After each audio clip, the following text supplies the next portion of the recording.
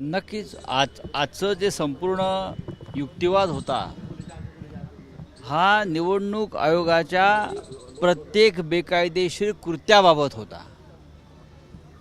बरोबर ना? बरोबर बरोबर आम्ही ऐकत होतो. तुम्ही ऐकत होता, तुम्ही पाहिलं असेल की या देशातला निवडणूक आयोग ज्याने निष्पक्षपाती काम करण्याची जबाबदारी संविधानानुसार घेतलेली आहे त्या निवडणूक आयोगानं शिवसेनेच्या बाबतीमध्ये किती बेकायदेशीरपणे काम केलं आणि पक्षपाती निर्णय घेऊन एका बेकायदा गटाला मान्यता देण्याचा प्रयत्न केला.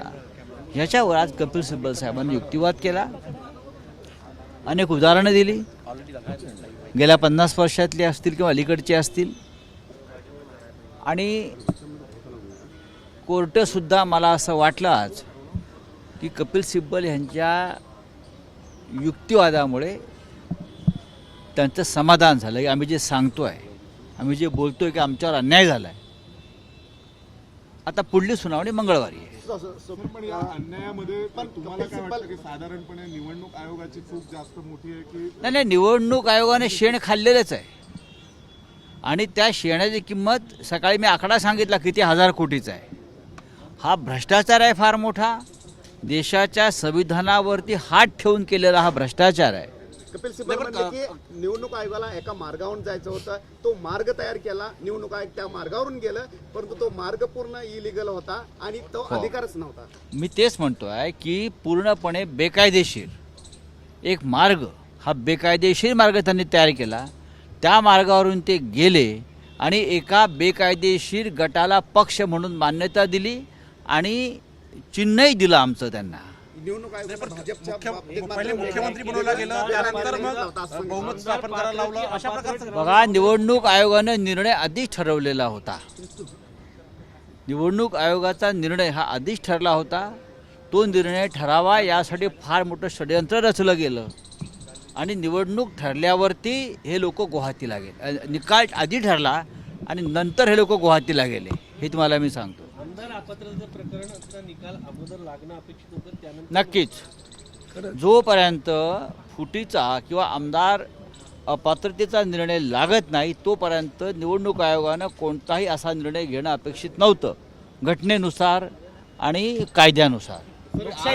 लोकशाहीचं रक्षण करण्याची जबाबदारी आता आपल्या सगळ्यांची आहे असं कोर्टाला सिब्बल म्हणाले आणि मग कोर्टही म्हणाला की सामूहिक जबाबदारी आपल्या सगळ्यांची. नक्कीच कपिल सिब्बल साहेबांनी काही उदाहरणं दिली की या लोकशाहीच्या रक्षणाबाबत जे सत्ताधारी पक्ष असतात ते सुद्धा अनेकदा पक्षपाती किंवा त्यांच्या सोयीचे निर्णय घेतात. त्याच्यामुळे यापुढे ही जबाबदारी सर्वोच्च न्यायालयावरती असायला पाहिजे लोकशाहीच्या आणि संविधानाच्या रक्षणासाठी. नक्कीच त्यांनी दिलेलं आहे की ईडी आणि सीबीआयचा वापर करून कशा आमदारांना आपल्याकडे वळवण्यात आलं आणि बहुमताच्या दिशेनं त्यांची गाडी वळवली, ह्यावर सुद्धा कपिल सिब्बल साहेबांनी फार उत्तम युक्तिवाद केला. आणि तुमचा विजय होईल म्हणून तुम्हाला किती खात्री आहे आता? असं आहे की जिथे धर्म तिथे विजय असं सुप्रीम कोर्टाच्या शिरोभागी लिहिलेलं आहे. जिथे धर्म तिथे जय.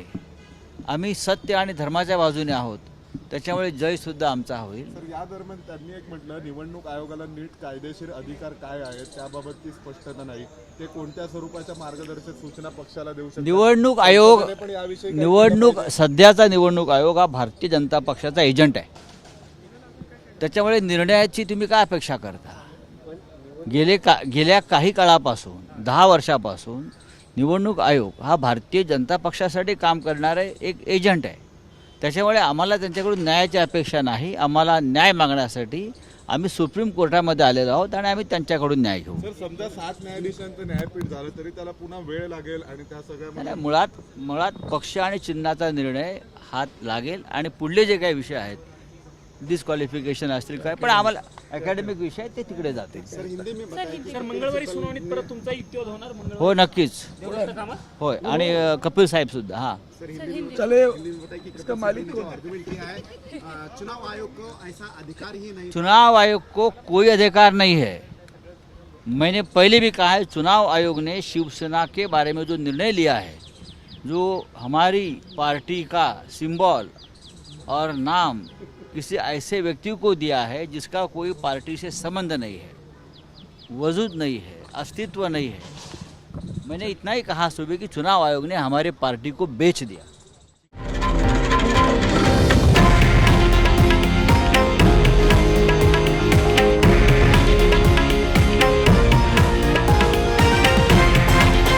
हे आहे देशातील नंबर 1 न्यूज नेटवर्क आणि आपण पाहत आहात TV9 मराठी, एकमेव।